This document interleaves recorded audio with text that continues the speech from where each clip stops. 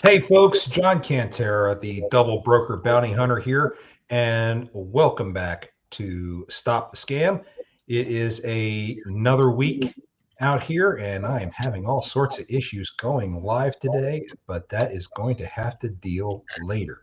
Okay, so here we are, episode 53. I know we had talked before about bringing Wendy Buckley back. This was the second time that we were going to bring her on, and we couldn't make that happen again this time. So we've got her slated for next week. But this week, we do have a factoring company who's joining us.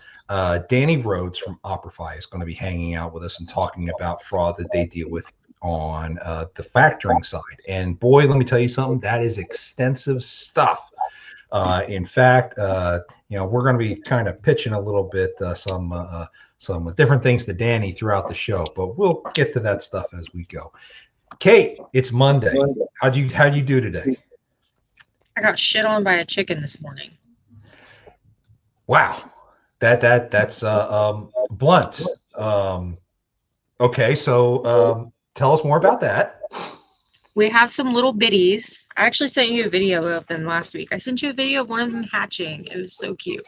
Yeah, I saw that. I did see that. But one of your chicks decided to poop on her mother.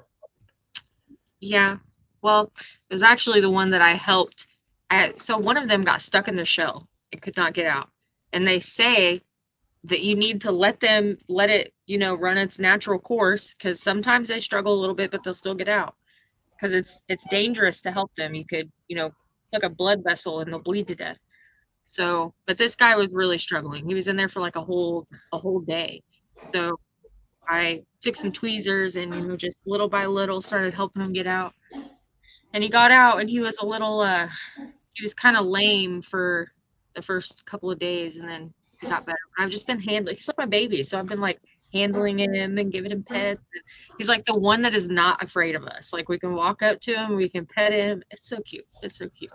Well, when they are mature enough to start laying eggs, okay, I'm placing my order now for a dozen eggs, and I imagine by then it's going to be $50 a dozen. So I want to go ahead and put my order in now. But we'll just. We might have some good rainbow eggs. Hey, you know what? Right now, eggs is eggs.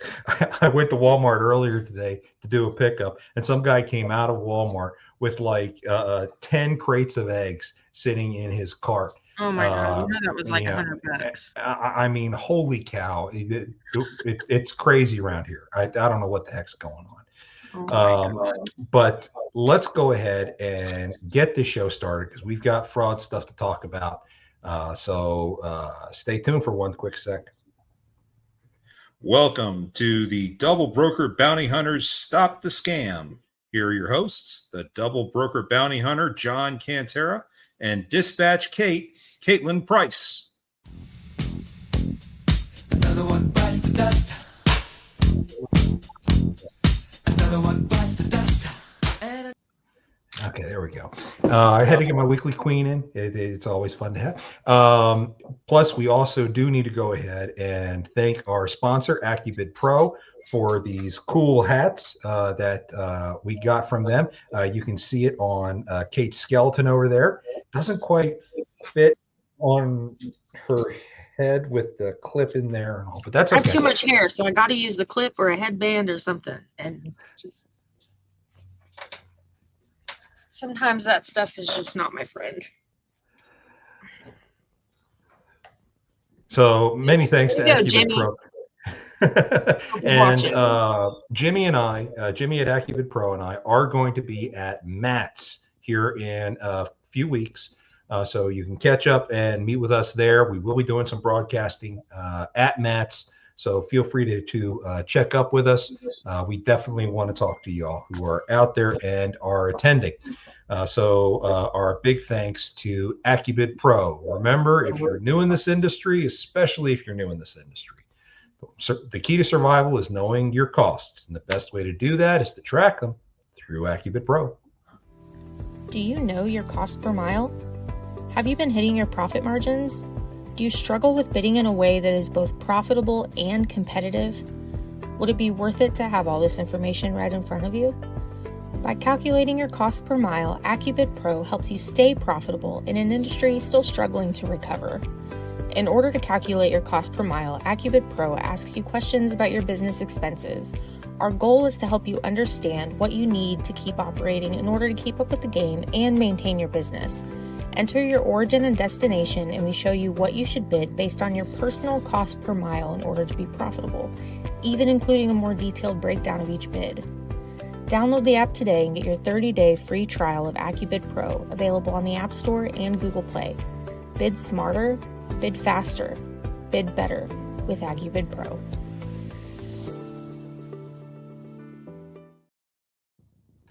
And remember, folks, if you do download AccuBid Pro, your first 30 days are free. So make sure you download it from the Apple App Store or Google Play Store today. So with that being said, I do want to go ahead and introduce our guest finally. Let me get to the right screen here. There we go. We have Danny Rhodes from Operify who's joining us today. Danny, thank you so much for joining. How you doing? You are muted, by the way. Good, man. Thank you for having me. I appreciate it. Glad to be here. That's awesome. Love that you're representing. You're wearing the shirt. That's cool. I get it out there, man. Trying to. Oh, yeah. Oh, yeah. So, Danny, who is Danny Rhodes? What do you do? And what the heck is Operify? Yeah, man. So I'm a prior truck driver that turned carrier owner, that also turned dispatcher, leasing company operator, brokerage operator, all at one time. I had my whole operation going for about 4 or 5 years there. Wanted to get work-life balance situated, so that was just crazy hard to do. And then love the Sage, gotta love Sage. So anyway, then yeah, man. So I reached out to Operify. I am their business development manager now. That's what I do. So I'm answering the phones, talking with new ventures, talking with companies that are looking to make switches and transitions. And Operify itself is a veteran-owned and operated factoring company that's primarily comprised of people from the industry, from the operational side of the industry. And we do factoring for carriers, brokers, new ventures of all magnitudes, and do that without putting contingencies and burdens over their heads. So yeah, I love the fact that Operify is primarily veterans. That is an awesome thing. Anytime I get to deal with veterans, I just get super excited. Were you a veteran? Yeah, I was Army. You were Army? What'd you do in the Army? Gotta ask. A lot of stuff, man. I was predominantly just an infantry guy that went in. And so, I did my 4 and punched the door kind of thing. And then went to do contract work over there and pick up some side jobs here and there. And I was kind of trucking off and on in between that. And so when I'd had enough time over there and kind of got the call from home that you better make a decision, I was like, all right, let's go home and start a company and get after it. So that's what I did. And that rest just led me down the road to staying more. I thought I was going to stay that route for the longest time. And then when transportation bug gets you, man, it gets you hard. And I had already enjoyed driving so much and was like, all right, business ownership's the next venture. Let's go that way. So sure went that way. Oh yeah. I trust me. I get exactly what you mean there. When I got out, I got out at the 10-year mark and I thought I was going to be a lifer too. Of course, I went in 98 and the war started in 2000. And so, I mean, I was ready to get out. But hey, everything's for a reason. And I'm happy with the choices I've made. And I've gone down a lot of the similar route you have. For the most part, I've done brokering. I'm currently dispatching, and to be perfectly honest, I can't wait to get out of dispatching. I would love to be doing this fraud prevention work full time. That's my end goal. But that's neither here nor there. Let me tell you something. You deal with a lot of fraud when it comes to factoring, and I hear this from a lot of factoring people. So, what kind of things do you see on your side of the fence? Man, everything from fraud in the sense that a carrier is trying to get in the door with maybe some pre-existing conditions that are outstanding, and they're just not being so truthful about them, and they go to lengthy measures to try to avoid you finding those things, to just blatant theft, right? So blatant fraud that has come in where somebody has portrayed themselves as a business owner of an organization that they don't lawfully or legally own, and they attempt to set themselves up for factoring services in the hopes of submitting fraudulent invoices. And then the gauntlet of not only on that side of it, but in the transactions themselves, whether it's brokers dealing with their carrier vendors and the carriers being fraudulent, or a carrier's dealing with a broker and the broker might be fraudulent, or a broker's even dealing with a customer and the customer is fraudulent. And so there's just a litany of levels of fraud that we are experiencing, both on the processing side, on the application inbound processing side of new clients and customers, and then on the just general day-to-day functionality of invoice management and processing of transactions. So that it's every day, all day, and it's a massive amount of it. Oh my God. I know how you feel. Yeah. I was working with a carrier, actually I still am, who got a freight guard for fraudulent activity. And what happened was he operates primarily intrastate out of North Carolina. He does have an interstate MC, but he has to get IFTA permits every time he goes out of state because he doesn't have a regular IFTA account, which is fine. And he's never used a factoring company. He's had the same insurance policy for 5 years. All this other stuff. And then about 3-4 months ago, he was impersonated on Safer. Some bad guy got his DOT PIN number and changed this information. So he changed the email, changed the phone number to stuff that the scammer controls. So basically hijacked his MC number. You've seen that before happen, I'm sure.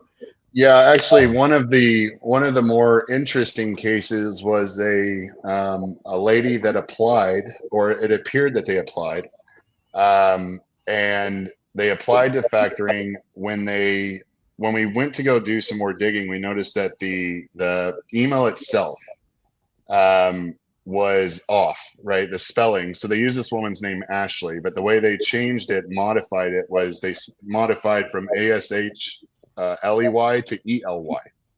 That one single switch of the email was all that was changed. So no phone number changes, nothing else to happen. So then they communicated only via brokers, via email.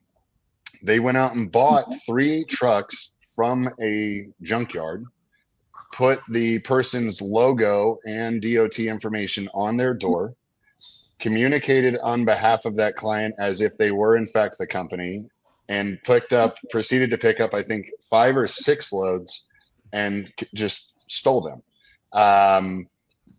All of that was accessible to them because they modified the MCS 150 data at the beginning of 2024 and mailed in a request that just was blindly approved by Safer and the team there. Just, I guess there was no verification processes that were done. And so as a result of us actually reaching out to the original email, spelling Ashley correctly, we then got correspondence from the true owner, who then divulged all of this situation that was happening. And whoever we were speaking with was clearly the fraud. But just by happenstance that we just emailed the right person and went with the proper spelling of the name, that's how we got the real owner. And so then we're advising them on, how to proceed, how to protect themselves, who to file on, how to go back to the business to see if there's any way to reconcile any of it, if it's even possible, but certainly to shut down the overarching exposure that the company now had. So changing FMCSA pens, going back through email changes, phone changes, the whole 9, because it was just such a breach into the existence. And essentially that carrier's on the hook. It's hard to explain to a shipper, to a customer who's in full thought, believing that this is going to be a lawful, legal business that they're working with, and to feel deceived and duped and what have you. And then obviously the carrier thinking very little in the way of fraud insurance or any form of protections that would be necessary for that. They're trucking, for God's sake. So it's a real problem that is now getting to the point where it's not only infected the day-to-day functions of mom and pop businesses, but it's becoming systemic. It's almost on all levels in all functions and cross functionalities of logistics and freight. So it's extremely damning, and I'm hoping that we have something that comes along to rectify it, or at least shut the front door a little bit more on the way in for most folks, a little bit more scrutiny. I see they're going to biometrics, so hopefully, that's been around 25 years already. So hopefully we get a little bit more speed. Well, I do have a lot of connections with FMCSA, and I do talk to them from time to time. I do know that with some of the latest changes going on in government, half of the fraud team is no longer there, and so that complicates things. But I also know that our good friend, you may have heard of this guy, Dale Prax, over at Freight Validate, has a fix for that just recently went live. Called Safer Lock. He actually was talking about it on our show last week. What he does, he's got a bot that scours FMCSA records every 4 hours, and any changes that take place, an automated email goes to the original email address for that MC. And then they got to identify whether or not they authorize the change, so on and so forth. And depending on what they select is a series of events that take place. FMCSA is included in that information. So if it's fraudulent, FMCSA will find out about it, and we've got a way to speed up getting that fixed. So hopefully the impersonations by stealing data off of Safer is going to start slowing down, because we all know, I don't know if you knew how all that even originated, how these guys got the DOT PIN numbers. Are you aware of that one? Well, so, the way they've explained it versus what I believe might be going on, or what I, vastly different. But, the big thing for me concerning all of it is the fact that they're even able to get a hold of it, which I think in general, when you have such a modern day and age where everyone's on the internet, right? I mean, and I don't blame Safer for these things. I don't try to blame those folks, because a lot of the time, part of it's the lifting on their side. There's also quite a bit of due diligence that we as operators can do ourselves just to prevent it in general, which are just, for lack of a better way of saying it, they're just general rules of thumb, best practices. It's a simple process. But most of it that I've seen that I'm more concerned about than anything is just the fact that most of the folks that have been taken advantage of have absolutely no clue. And it's always profound. It's shocking to me that folks, but if you're not paying attention to these things, and if you're not regularly monitoring them, or if you're not that person that changes your email consistently or your password consistently over time, if you're not doing those basic things, then yeah, you're going to have exposure. And I think it's hard when you to lump the FMCSA in a box and just kind of throw them down the street and knock them out with the bathwater. It's like, they're dealing with 37 points of entry when before they had 1. So it's like, securing 37 more points of entry with the same personnel. Good luck, So I get it. Yeah. I'm just hope that I hope they're on the way. I mean, it's the benefit has been that folks like Dale and other folks that are coming in for the fraud segment are really trying to push, even from the private sector toward the FMCSA, a lot of cooperation, which I think is impressive. I mean, it's showing the FMCSA what they see on the private sector side that really could help them benefit closing that door and being effective in doing so. I think that's starting to be a real change. It's Freight Fraud Task Force, hashtag Freight Fraud Task Force. Please follow that when on your social media, please. Shameless plugs. nothing to it. So anyway, yeah, I think it's just we're on the right track, hopefully, to getting this fixed. I just but if for folks that haven't looked at it recently, like go back and change your passwords. Go update your stuff. It's not going to hurt you to do it. DOT PIN numbers are the biggest exposure point for those who don't know. In March of 2023, 2 years ago, there was a data breach at DOT. Originally, DOT only identified federal government employee information being compromised. That is not accurate. DOT PIN numbers from that time were also compromised and are currently available on the dark web. If you have not changed your DOT PIN number since before March of 2025 or 2023, change your DOT PIN number, please. It will protect you and your safer account. So there's a good PSA for everybody. All right. So, man, I'll tell you, I bet you have a million stories of craziness that you have been through. What is your favorite one? Well, what's the one that when people ask you, what's your nightmare day? In terms of fraud? Yeah. One of the ones, I don't know if he was a nightmare, but he was certainly one we had a good time toying with. We don't normally see, we see a level of brazen, right? With all fraud, right? There's certain levels of brazen, but then there's just outright amazing levels of brazen and disregard. We had a gentleman who was attempting to take over a business and show himself as the ownership of the business.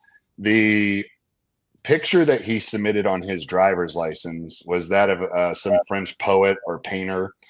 We did a reverse image search, and so we found this individual. We then proceeded to say, okay, send us a picture of you holding your license.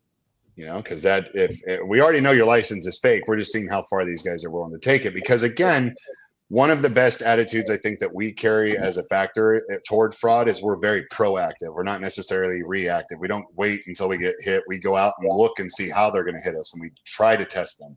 So we kind of lure them in, so to speak, to a degree. Like we put them on the, bring it on in. Let's take a look at what you got.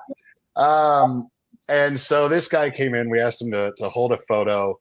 And so he holds his fake license. First, he put his French painter behind it, then a picture of his real hand in a cup fashion, then overlaid the fake license on top of that, then shadowed the whole backside of it, right? Because he wanted to make it look like he had shade there.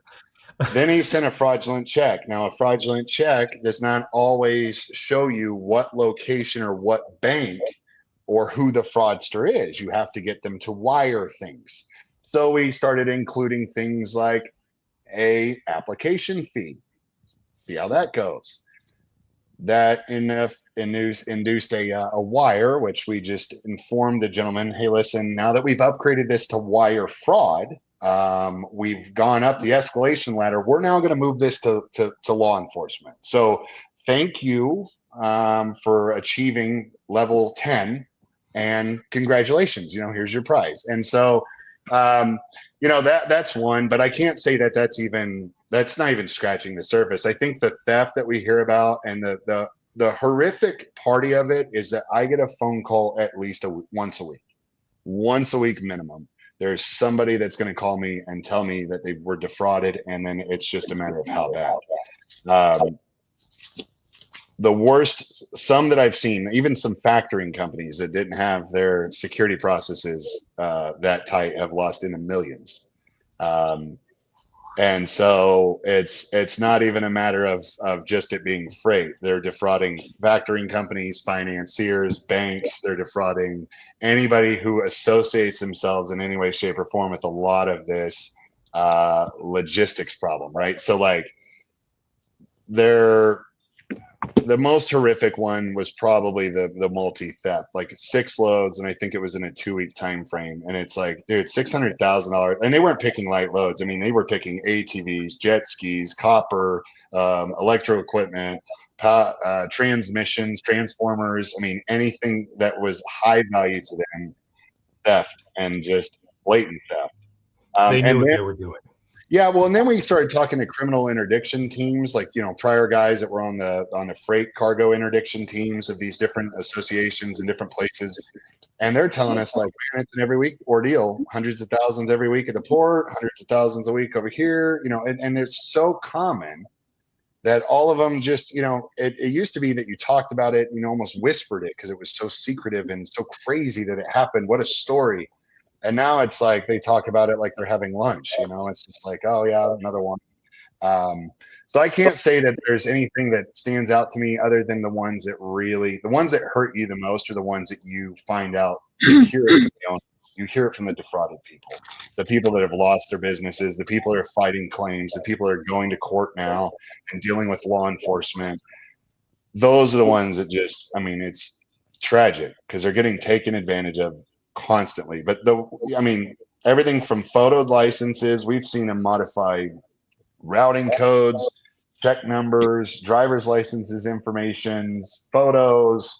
They'll lie to you. One of the ones that they do now is they will send a female or use a female in the United States as the owner of the business. So this person who's just probably somebody's wife, or a person they know or a friend of the family or whatever it is, but they're tasked with opening the business. But then they have nothing to do with it except name only. And as long as they get the access, then it's going to be operated by the foreign entity and all that structure over there.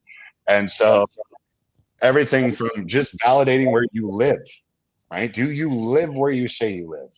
I've seen international companies that represent their domestic presence as an apartment in Queens, New York, right? That's their domestic footprint, but they're international and you should work with them because they're huge, and so it's just, you name it, any level of fraud we've seen. They're all nuts. I've never seen one where I went, that makes sense. You just look at it and you're like, why, how, wow. Like they're trying. And as soon as you close one door, they're opening the next one. We had it for probably 9 solid straight months of just hardcore hitting. And we beat up so many of them because we were forming channels to communicate amongst factors. We're very proactive with spreading this information to our partners and our friends and everybody else we can talk to about. We want them to know. So we started pushing it out through Discord platforms and different channels all over the place. And lo and behold, millions of dollars worth of losses just populate. And it is some of the craziest amounts of theft. And I think FreightWave said it a couple of weeks ago. It's up 600%, something like that. It's like I don't think that's pretty far off. It's so bad and so rampant. I think, what is it, 7 now, 7 or 8 out of 10 on the board are like possibly fraudulent and or double brokered. And so just confirming the information you're getting, even just doing that has been such a task, especially for folks like you guys who are dispatching people and trying to do things to protect them. It's like, you're up against a brick wall, and they're only adding more and more bricks. Yeah, I think from a dispatching standpoint, I stare at the boards all day long. I can see them when they come up. To me, it's almost glaringly obvious. I did start to try to book something earlier today that it started smelling a little fishy, and I walked away from it. And then it reposted for an extra $1,000 30 minutes later. I'm like, oh yeah, they're trying to bait somebody now. So it's kind of crazy how it works. My big fear are the new guys. New guys in this industry who, for lack of a better term, and I don't mean this in a negative way, they're gullible. They don't know any better. And what they do know about this industry, they've learned off YouTube University. And yes, I get the irony. I'm on YouTube. I get that. Okay. But I'm not selling my information and ideas to people to say that you've been trained. I don't do that. So it's kind of crazy how all that has really played out. And they think they know everything, and they don't know jack. You've been in this industry a long time. I've been in this industry for a long time. Kate's been in this industry for a long time. And we're all learning new shit every day. I learned something new today. Right, every day. Every day. So, it's kind of crazy. Well, it's, and it's... Shameless plug in the comments there. That's Isn't right. it? Shameless plug. Welcome. Come on, everyone.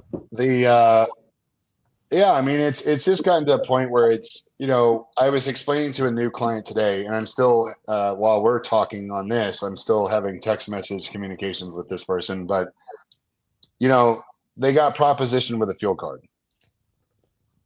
Okay. In any way, shape, or form, you would think that that's a normal proposition and a person coming through the door would see when they sign up, right? Everyone knows about the litany of phone calls you're going to get and all the people that are going to call you. I mean, if you've been on YouTube or search YouTube, somebody was going to tell you this information. So it's not unknown. But this particular company is misrepresented. It basically stated they were a fuel card provider, but then if you read the agreement they got these folks to sign, it says they're giving the insurance, they're taking over the factoring, they're doing all of these things. They went out and filed a financing statement or a lien on the business. And then now in communications with this client who's saying like, hey, is this going to impede us with you guys? And it's like, it certainly doesn't help. And so trying to educate them on the fact that it's like, hey, they filed this without any security interest whatsoever. They didn't have a power of attorney from you to file these things. They're opening accounts in your business's name. They are also not located within the United States, by the way.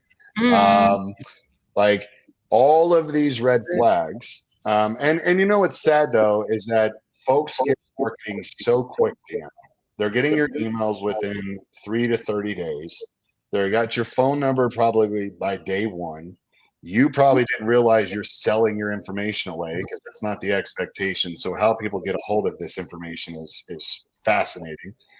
And then you're getting messaged with a litany of things, and especially when it comes to things like fuel or factoring or finance or anything to do with numbers, you're going to be given the absolute creme de la creme, top-notch level of stinky shit that you can get. I mean, it is going to be on a silver platter. It's going to come with all the sprinklings, all the decadent nonsense you want. But it's just that. It's nonsense, right? Like none of it is actually backed by anything substantial. None of it's really going to be backed and real. And certainly if there's a downside to any of that beautiful platter of food, you're not going to see it. And the goal for those companies is for you not to know. So take advantage, sign them up, get them committed. Once they're on a contract, they're locked in for life. Beat them over the head with their early termination fees or all the exiting processes you can. Scrape them across the fire 6 or 7 times. And when they finally squeal and give up, throw them away to somebody else and do it again to the next guy. That has been the repetitive cycle of almost every company I've seen, by and large, over the last 5 or 6 years. And it's gotten progressively worse the harder the market's gotten. So when the market condensed and you saw factors losing people hand over fist, what did they do? Increased their early termination fees. Why? So you can't freaking leave, right? So, oh God, market's tightening, market's condensing, we're going to lose people. Beef up the agreements, get them to redesign agreements, get them on new agreements. They do this to folks every day in the industry, and folks don't realize that that is all done really to benefit the other person and never really to benefit you. And I would just say that if you're going to go in, get phone calls initially, answer the phone. Don't be afraid to answer, right? Answer the phone, get their information from them, tell them that you need to look into them and do your due diligence, and you'll be in touch. That's all you need to tell anybody. And to be frank, if we communicate with you, and even if it's me communicating from a sales side of things, I do very much the same thing. You schedule your own call with me on your own time. I'm never going to force you. I don't want that situation forced. I want you to do your due diligence. You should look us up. You should know who we are, and you should feel confident before you ever talk to us. That should be something you do in advance and know about us. And then I'm going to walk you through every negative side of what we do, every positive side of what we do. And if you want to sign up, fantastic, but it's not a pressured situation. When you're getting bombarded, I've seen these people call 400 or 500 times in a week.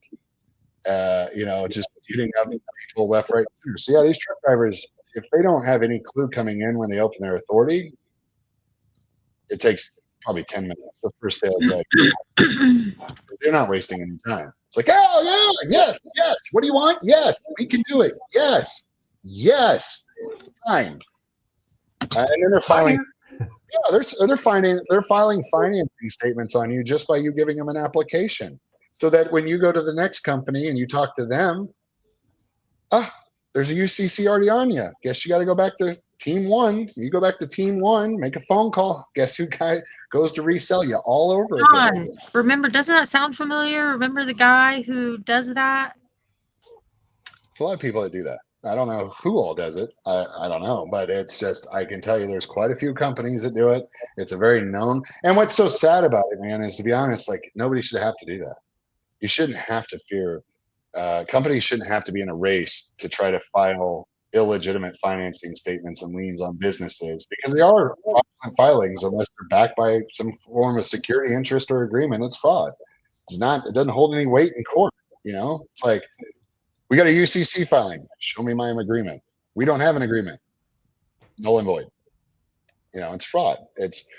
But they're doing it as a way to try to, like, secure you as a prospective client. And they do this in every level of financing, or even in fuel cards. They're going to do the same thing. Equipment. And then they say, "Oh, if you want me to remove it, give me $150." Right. Yeah, because they paid their money to put it on. Yeah. So how are carriers supposed to deal with that? If they call you and say, "I've got a UCC on me, how do I fix this?" What's the answer? Yeah. So first things first, understand who put the UCC on you. That is probably the hardest thing for you to get past in the initial glance, right? Because a lot of these same security companies or financial companies or whoever they may be, fuel companies, equipment lenders, whatever, the financiers of whatever, the filer, they normally use an alias filing company.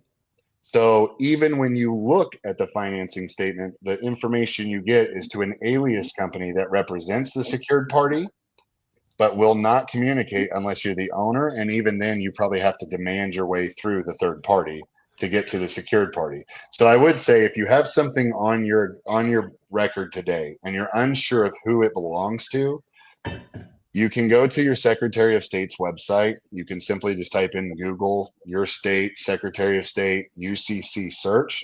In some states, you can do this for free. In other states, they will charge you $1, $3, whatever the case may be, to look it up. Some states won't even let you search. You actually have to use a third party that is the only authorized person to search. But either way, they'll find your statement. And if you're unsure of who it belongs to or who is filed it on you, you can just look at the filing date and try to correlate that to any kind of communications you may have had via email with somebody, via phone with somebody, whatever company you may be communicating with. But then if you knowingly have no agreement, this is the critical part you have to understand. If you have no signed agreement with them, you can simply reach out to that creditor and just demand that they terminate it. And they have to. Like, if it's not consummated and it's not perfected, it doesn't exist. So, but if they do have a signed agreement, read your agreement, because your agreement's going to tell us everything. Most of the time, folks want to get out of agreements that they haven't read through well enough, and they think they're under one type of agreement when they're really under a different type of an agreement. So I've seen people that tell me, like, "Hey, I'm month to month on whatever it is I'm doing." But then when you read their agreement, it's like, no, you're charged varying rates month to month, but you are actually on an annual agreement. And it's so those situations, but certainly, yeah. And don't just search your business, search your personal name too, because it's almost always filed in your personal name. And depending on what kind of filing, whether it's blanket or collateral based only, depends on what kind of repercussions you might see from that. So if you had a blanket filing from a company, it basically prevents everybody else from touching it. And so that can be really detrimental if your intention was to get an equipment loan, or if your intention was to get some kind of private financing for CapEx expenditures or for payroll or for just general growth needs. You may not be able to do that because you have a UCC or effective lien that covers up the entirety of your business. I mean, everything from contracts to charter paperwork. I mean, charter paperwork, everything. Like, I mean, some of those collateral statements are pretty darn hard to get around. I really can't imagine it. And I've had clients who have had issues with their UCC, and I get calls from people who tell me they have UCC liens against them. And it's just kind of crazy what these guys have to go through to try to get these cleaned up, especially since there's no signed agreement in many of those cases. I just don't get it sometimes. Well, and what It's I'll do, mind-boggling. what I do a lot of times on behalf of clients, especially like if I've got a prospective client that comes in and he knows that he has a UCC or she knows she has a UCC with somebody that they don't have it consummated and they know for a fact they just spoke with them. A lot of times, what I will do is I'll take it on behalf of the client. I'll reach out to that party on behalf of the client with the client CC'd on my email, and I'll demand that they give up the information. You're either going to tell me you have it, you're saying you have a lawful signed agreement right now, or you're going to terminate it. And they know by us coming at them from the same industry that a lot of times, like, hey, they already know the game, the gig's up, dude, got to go on. If you're doing it as an individual, there's going to be a lot of attempts to resell you. There's going to be a lot of attempts to kind of stonewall you. There's going to be a lot of attempts to push you to continuing onward. Um, and that's fine if you're in an agreement or with a company that you're already working with. I could see somebody trying to resell you or keep you as a client. I could see that. But if you don't have an agreement with them, be demanding. Demand your release. It's not, this isn't we're not requesting that people be nice to us. They were already wrong to us to begin with, so we need to be demanding. We need to be professional about it, but we still need to demand that the removal comes. Or if all else comes to all else and you absolutely wanted to, you can always file a UCC3, which will effectively eradicate that that UCC filing. However, you need to be 100% crystal about that, because as far as where you stand with this particular company, like no agreement, all of that. Because if you don't, it could have repercussions that come from it. So if you have a lawful agreement with somebody and you just filed a UCC3 just to remove their UCC filing as a way of protesting it, you could probably get sued a lot bigger for that. So it's like, that's probably not the best course of action unless you are definitively 100% truthful. For a fact there's no agreement whatsoever. UCC3, and it's over with. Okay. That's good to know. Now let's talk a little bit more about Operify itself. Okay. Sure. Now you guys are a fairly small factoring company. Okay. Correct. And one of the things I like about a small company, and I imagine some of your clients, it's more of a family feel. It's more personal. How you guys deal with your clients, and that's always been one of the things I liked about working with you in the past. Aside from that, what makes you guys better than some of the bigger guys out there that everybody knows of? I wouldn't, I'm biased in saying that we're better, but obviously, but it does boil down to the people knowing the business. I have spoken, and this is to my surprise, so I don't say this from like some pulpit. I mean, I came into the factoring space a year and a half ago from running my own operations, and so I'm learning a lot of the competency and lack thereof in certain levels with different companies, and factoring is no different. So you want people from the industry. Operify brings a lot of people from the industry who understand the industry, not just the factoring side of it. Factoring is one facet of what you're doing with that company. But if they don't understand the double brokering, the authority limitations, CARMAC, cargo claims, navigating issues, if they don't understand how to get you documentation, lease agreements, doc prep, warehousing forms, all the things that you have rights to, whether you're carrier or broker alike, collections is huge. You're paying for people to collect. I can't tell you how many agreements I read where other competition is basically rewarding themselves by charging you additional money beyond 90 days, which is essentially rewarding them for failing to collect in the first place. And so it's that perpetual cycle of folks who don't understand what it takes to put $1,500 on the truck and go down the road, who don't know what it's like to be at a fuel island and your fuel card not work, or to be in the middle of BFE and need an advance on something to get things done, or in general, just getting their funds bought and purchased correctly. And then with the collection side of it, actively filing on bonds of brokers who do not pay their bills or refuse to pay their bills. If you're a broker client, actively pursuing your shippers and your customers for collections, knowing what to do if the factor fails to collect. Okay, so even if the factor fails to collect, you as a carrier still have options. This isn't going away. And so Operify is bringing all of that to the table. We don't just bring the factoring stuff.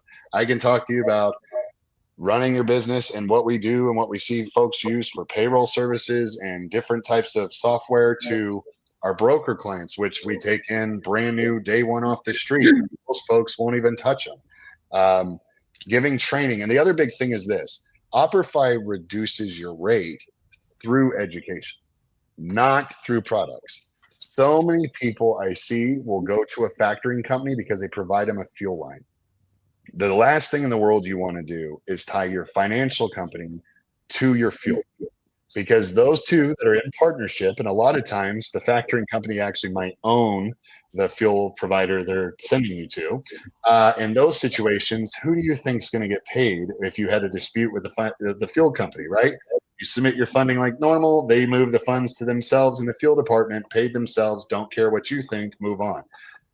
Operify is different in that regard because we're actively going through training that's going to help you to identify fraud, double brokering, running a business plan as a business owner. If you've never done it before, what does it look like? Growing your credit through the eyes of an underwriter, being taught what you have to do, what the steps are. So many folks just tell you like, oh, well, do this, or you could do that, or you could. We're going to show you what underwriting sees and what they're looking for. And then going through that training process and then saying, hey, listen, if you go through this, it's free to you to go through. But if you do that, you're posing less of a risk to us. So in turn, we will reduce your rate as a result, just as a way to give back and say thank you for doing it, because it makes our job easier. It makes your life easier. And so we're just designed in a way that works for the client. You get one executive, one person works with you. It's them and a handful of others. Like, that's all they're doing. So we know our clients. We know almost every client we have here by name. It's not, what's your DOT again? Who's your MC? Let me look you up in a database no one cares about because I didn't care about you. I mean, some of these folks, I'm going to be honest. I mean, some of these folks are going to spend 15 minutes with you on the phone. They're not going to tell you anything about the downsides of life, and then they're off the phone. We're going to probably spend 45 minutes with you. We're probably going to do a live demo. We're going to walk through the entire thing with you. We're going to discuss what the downsides are of our own agreements with you and what the upswings are and what you need to do. Like, we have no problem discussing that because we believe that transparency is everything. If you can't be comfortable with your financial company, if you don't know what they're doing and asking the right questions, if you don't know what they're looking for, then you as a company owner or as a carrier, broker, what have you, you're left in the dark, right? You putting these people on a pedestal where it's not you working with them in cohesion and being a partner. It's they're treating you like a transaction. You're treating them like a bank. They're talking to you like a bank. There's no blending of understanding there. It's just one directive this way, one directive that way.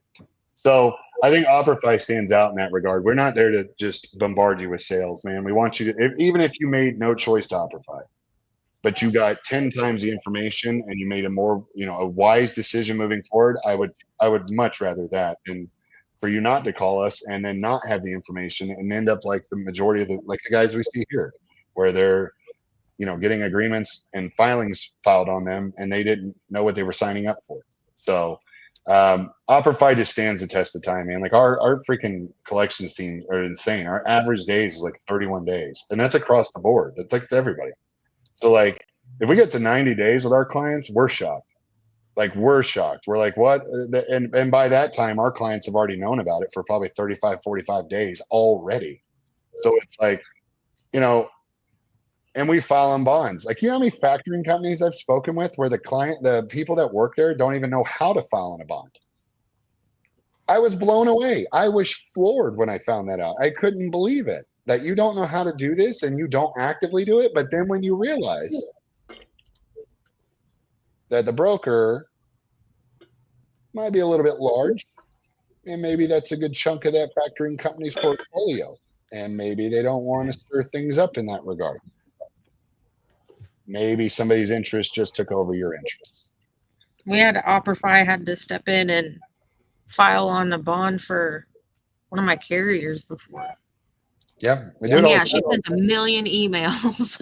And we do bond filing help for the general public. I don't think most people know that. If you Google bond filing help right now, Operify, you will find an exact way. We walk you through how to file on a bond, and we also offer our full support to you, whether you're a client to us or not, because we know carriers need help. It's just the way it is. We were carriers. We needed help. Now we're helping those same people. So it's like, yeah, man, if we can do it and give it to you for free. We also post all of our block brokers all online. You want to go see that? It's all online. We don't. You can report people, and you can even, so as a carrier, so like I have a carrier portal access, whatever, I Mhm. can report other carriers that I know are doing funky things. Like, For sure. We're happy to do it, and we want you to do it, because the thing is, it shouldn't be on a platform. It shouldn't be hidden by a fee, by a subscription service. You shouldn't have to pay to know who sucks. People just generally suck. And it should be a betterment for the industry to know that out in the open, that these people are doing this to people. It should be a blatantly open and honest conversation about it. Instead of it being like, well, pay for our $97 platform, and then when you pay for the $300 upgrade, then we'll show you who was bad. It's like, no, man, these guys, they're on our do not buy list for X, Y, and Z. And trust me, those guys do not want to be on that list, because they call and they call and they call trying to get off that list. And it's like, well, you're on there for a reason, man. It's not, we didn't just wake up and pick you. It's like, you're there for a reason. You know what that is. So, So when you go and you put somebody on that list, Mhm. is that a researched, is that an evidence-based yes. reasoning behind that? As in, they might try to sue you for slander or something. You can back that up. Oh yeah, I mean the only reason you're on there is because you are either a slow to pay person, and we're blatantly telling you slow to pay, and we know you're slow to pay because we're the ones getting your slow payment, or you were involved in malicious activity, double brokering, some kind of fraudulent movement, some deceptive tactic of some sort, and we have 100% evidence to back it. So, and we're tracking things like your IP address, your phone number. We'll check you through your freaking web portal domain age verifications. I mean, we're looking at all sorts of things when we make decisions, and it's normally what prompts a lot of it is either a direct attempt on one of the clients to, or have some kind of direct interaction with one of the clients that prompted the investigation, or it was just already blatantly known to us by an attempt of a fraudulent application or what have you. And so in a lot of cases, and they'll call us and we'll happily talk to them about it, because there's a lot of times where we don't want to misrepresent you. But at the same time, we also want to make sure that you're not misrepresenting yourself to our clients. And if you're going to expose our clients to harm, then we're certainly not going to be willing to work with you. And that's just kind of how it is. It's like our clients come first, man. Their longevity and success is everything. It doesn't matter whether they make $200,000 a year or $100,000 a year if they're only in business for 6 months, right? So like we need to make sure that these clients are going to be here for the next foreseeable future, doing what it is they set out to do with as much help resources as they can get. And if that means that we help them to open their eyes to some folks that may not be the best decision, yeah, I mean, it's helpful. Great. We love doing it. I mean, it's not that we love talking mess about people, but it's like, dude, go double broker some freight and see if we don't put you on there. Of course we will. Like, why would we want anybody double brokered? Go name a carrier that likes to be double brokered. I mean, there's nobody. So, yeah, I mean, we do. Jeez, I think what we try to offer to our clients is everything that you haven't to pay for through subscriptions already. Like if you're paying for stuff already, we're going to try to offer it to you for free. We're going to try to build something that's going to be competitive to what that is and give it to you for free, because we don't want you paying for it. We don't want you out there with hundreds and hundreds and hundreds of dollars worth of subscriptions that you need for this and that and this and that. It's like, if we can help you bring it in house, even if it's templates, like we do broker shipper agreements, carrier agreements, lease agreements and pet policies and passenger policies and all this kind of stuff as templates to give away to our clients. They can modify them, they can take them, they can use them, they can send them through an attorney, whatever you want to do. But at least personally did that. I just want to say that I'll vouch for that. I personally have done that. Yeah, and I mean it's a way just to give back, man, and help people move forward. And if it makes your life easier and you didn't have to waste a bunch of time or a bunch of energy and effort and fear asking people or trying to find and source it, if you call us and we'll just give it to you, man. We don't care. Um, so I think that's the Operify difference. If you want to find one, I think that's what it really boils down to. Like, we're not big, but I would say pound for pound, we are. If we're not the biggest dog in the yard, but we're biting you just as hard as a big dog. Like, we're coming in. We make it hell for a lot of people. I mean, it's because, and we also fund our guys instantly. We got guys getting funded immediately the same day. We've got guys getting, and they all have selections. You have autonomy, which I think is really uncommon. Like, a lot of business owners, especially in trucking, they don't get autonomy. They get told what their autonomy is. Be here at this time. Don't park there. Park here. Be here. It's like, no, man, look, you can fund it as you wish. You can fund it when you don't want. That's it. Well, interesting question from JB Rhodes. What's your company's credit limit?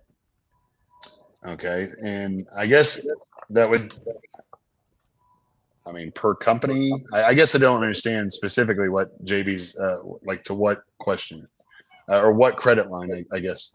So, like, what's your company's credit limit? Like, so for us, My guess would be is what would you accept a credit rating for a broker to be in order for them to be approved through you guys? gotcha. Yeah. So That would we be don't, my guess. yeah, when it comes to just looking at brokers, we're not looking at brokers from just a credit based position, right? We're going to look at them for more than that. Because, like, your credit and your days to pay is only valid if you're valid, right? So, like, let's say a scammer went to go take over a really good company and was successful in doing so. That company's days to pay and credit may look outstanding, but we're also going to look at point of contact. Who are you communicating with? What's their email? What's the domain? Do they have a website? Where are they visible? And we're looking at it from around, a whole culmination of things other than just days to pay and what's your credit score. So for brokers, that's where it's based on. If you are a broker or if you are a carrier and you're looking to get credit lines with certain customers, it's all based off the customers. Oh, the factoring company's credit limit. I mean, wide open. We don't, as far as what we'll do. I mean, we've got folks that do a couple million a month. We've got folks that do a couple dollars a month. So, I mean, as far as what we're willing to lend out, there's no credit decision based on you. So if you were going to us as a client, we're not going to base our approval on you based on your credit or your business's credit. That's one thing we don't do. So we don't judge you based on your credit, because for us, it's who you work with that the credit's based on. And then from us as a company, as far as what we'll fund, there's really no limitation to that. Very So, cool. yeah, I mean, as far as company credit limit, wide open. JB, I hope that answers your question. We're coming up towards the end of the hour. Do you have any final plugs, Danny, that you want to make? Yeah, I mean, if you want to just look us up, you can look us up and do so through operify.com. I would tell you, if you don't want to do factoring at all and you just want to see some cool stuff, I would tell you to go on our website and check out our blogs. You can see we've got not only the blogs, but we've got a break-even calculator that's going to let you know what your base rate needs to be just to even operate at the miles you claim to operate or what you expect to do. Check out our who to work with, not work with. If you need bond filing help, just check us out. It's a litany of resources at operify.com that are available to you whether you factor or not. And we'd be happy to talk to you, even if you don't want to sign up and you just want to look at your agreement and find out kind of what your process would be to get out of it. We have no problem evaluating what you've got going on or looking at your agreement where you stand, and then going from there. I have a question. Sure. Far away, Kate. So as it relates to fraud, obviously I recently signed up with Operify, so like I saw how rigorous, I guess, the requirements were. So something that wasn't up to date with my company personally was the public information report.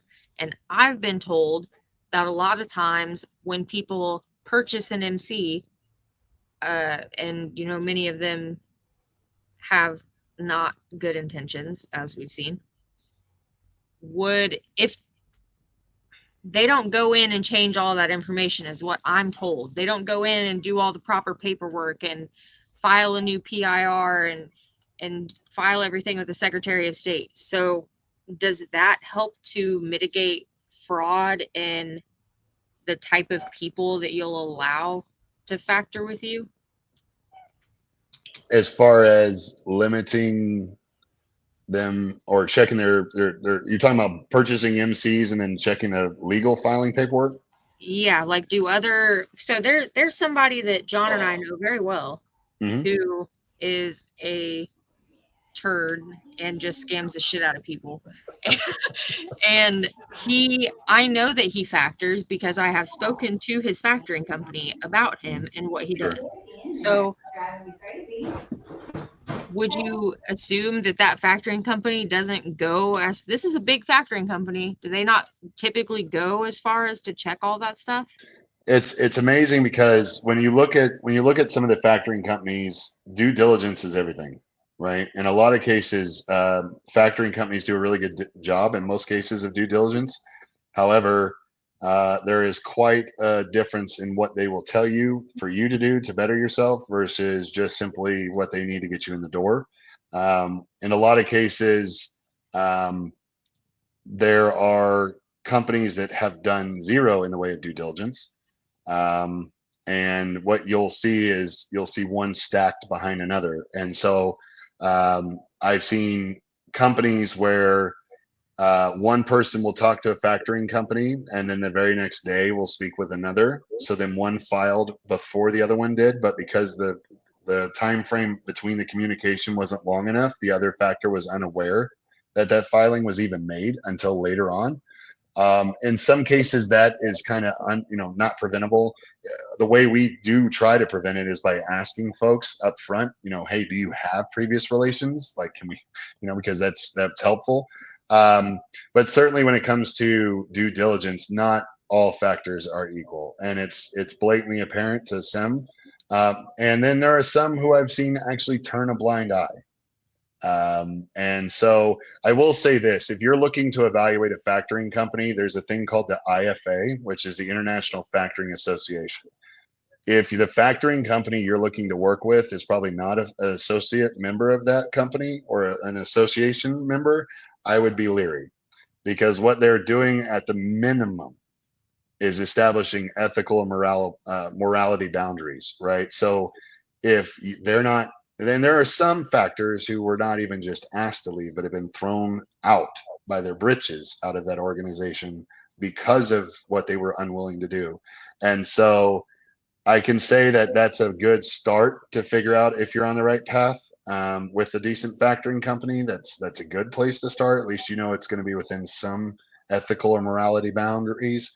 But you really have to be careful because as a business owner, when it comes to contractual law, you're really considered a sophisticated entity. And so it's really on you, it's your onus to essentially make sure that the contract you're signing you fully agree with.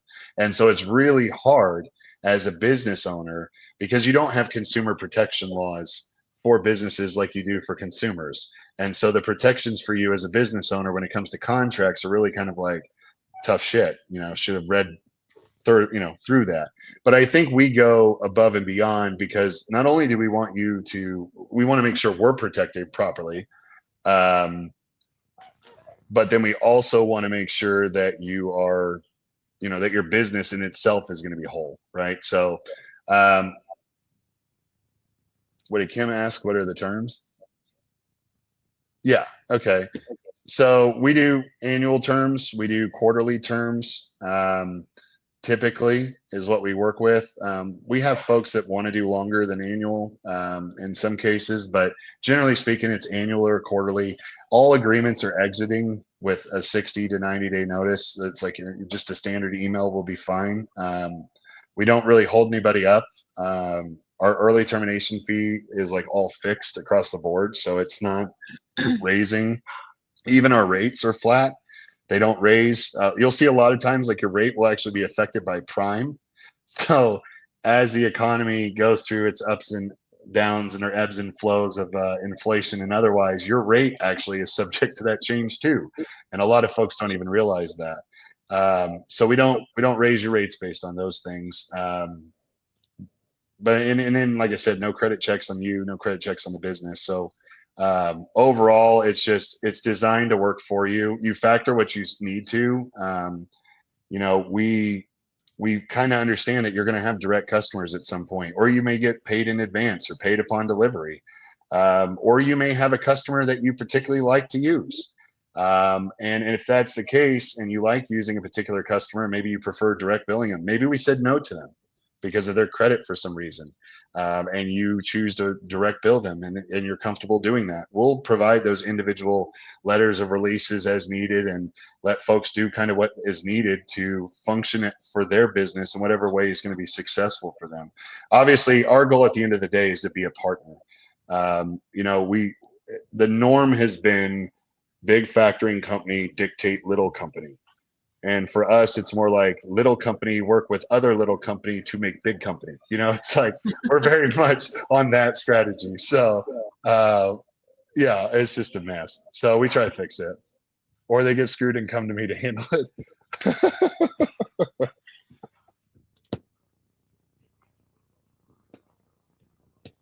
Well, that was interesting, guys. I'm glad. John's talking. He's muted.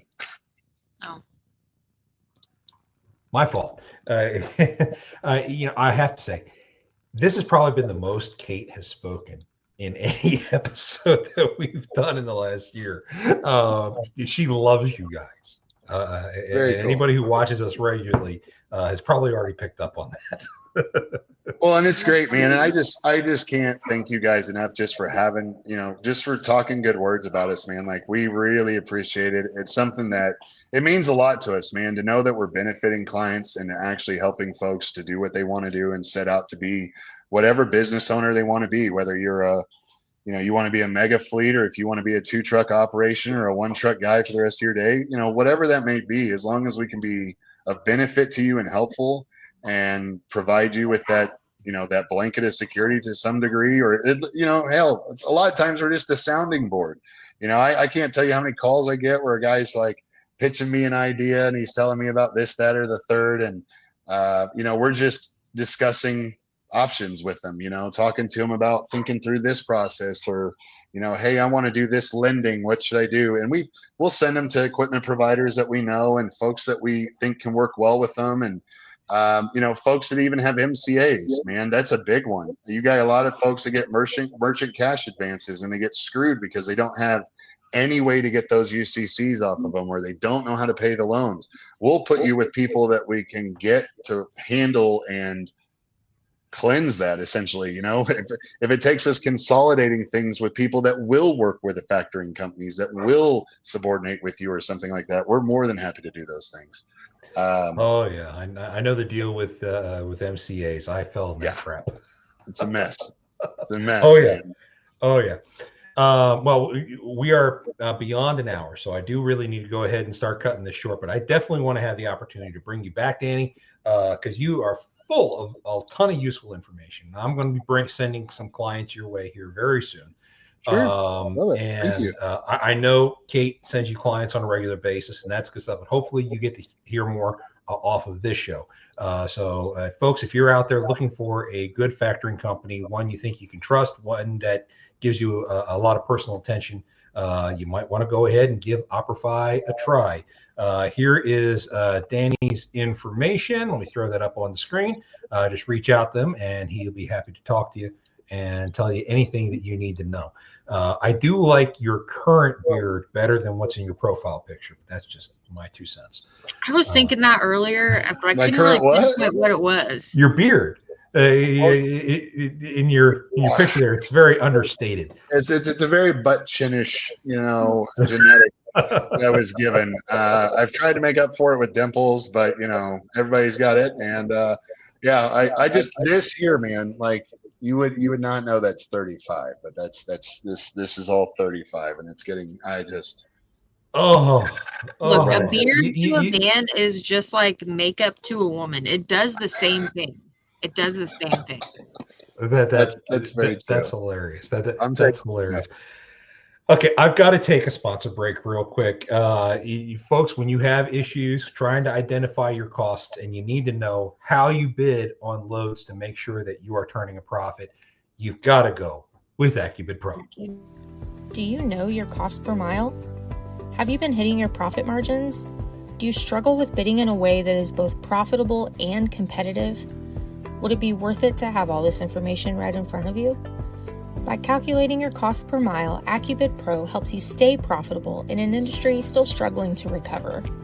In order to calculate your cost per mile, AccuBid Pro asks you questions about your business expenses. Our goal is to help you understand what you need to keep operating in order to keep up with the game and maintain your business. Enter your origin and destination, and we show you what you should bid based on your personal cost per mile in order to be profitable, even including a more detailed breakdown of each bid. Download the app today and get your 30-day free trial of AccuBid Pro, available on the App Store and Google Play. Bid smarter, bid faster, bid better with AccuBid Pro.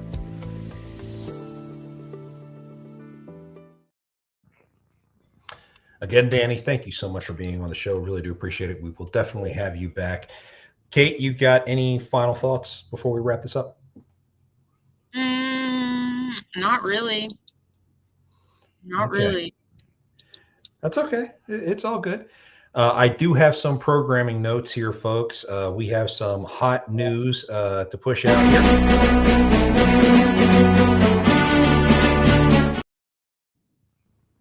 I want to express my great appreciation to my wife, Tamara.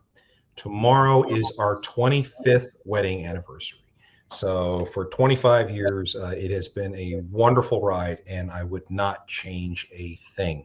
Okay, I may have done a couple things better, but For I would not 25 give up. years, she has been listening to you snore like a freight train. Yes, she has been listening to me snore like a freight train for 25 years. Absolutely, even after a surgery, she still hears me snore. But yes, no, she puts up with me, and I love her to death. So I'm very happy about that. Other news that we have is that we are going to be changing our time slot for this show. For all of our regular viewers, please schedule 1 p.m. on Mondays for future episodes. We are going to test this next week. So hopefully you all are watching, and we can see whether or not that's going to be a better time slot than our current 5 p.m. time slot. And that's Central Time, folks. So with all that being said, next week we do expect to finally have Miss Wendy Buckley of Stars Hazmat Consulting on the show, and hopefully third time's the charm when it comes to her. If you ever have any issues regarding fraud in the industry, you can always get a hold of Kate and myself. Our email's at the bottom of the screen. kprice@stopthescampodcast.com or jcantera@stopthescampodcast.com. Stay safe out there, and whatever you do, don't let scammers take you for a ride. We will see y'all next week.